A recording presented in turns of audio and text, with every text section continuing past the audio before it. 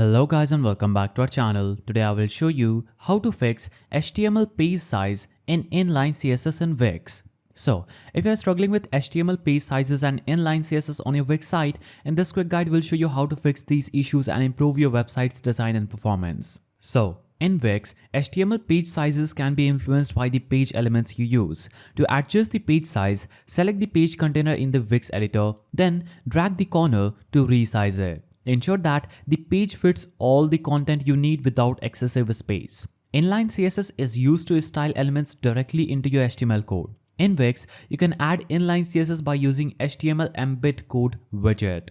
Keep in mind that the inline CSS is not as efficient as external style sheets, but it's useful for quick styling. Now, too much inline CSS can clutter your code and slow down your site. So, clean up your HTML by removing unnecessary inline styles that aren't contributing to your design.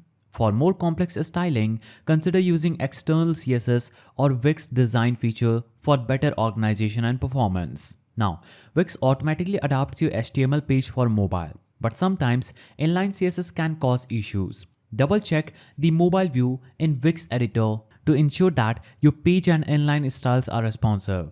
Use media queries in inline CSS if necessary. Now, excessive HTML and inline CSS can slow down your site.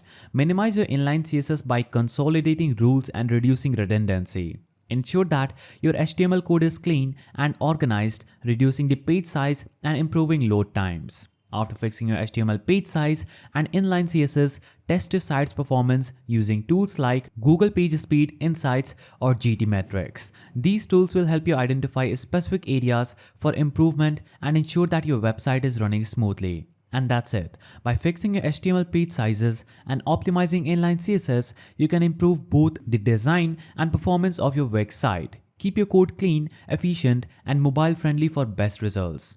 I will see you in the next one.